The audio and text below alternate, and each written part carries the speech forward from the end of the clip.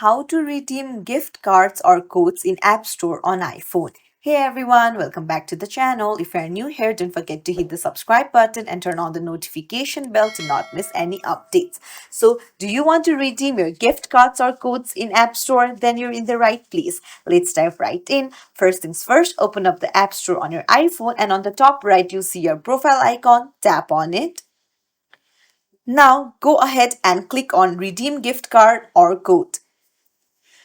Now, if you have your gift card, then you can use your camera to scan your gift card. So tap on use camera and then scan the QR code.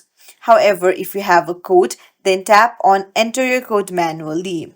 And from here, you'll need to enter the code and redeem. It's as simple as that. If you found this tutorial helpful, don't forget to like and subscribe to our channel for more tips and tricks. Thank you for watching. See you in the next video.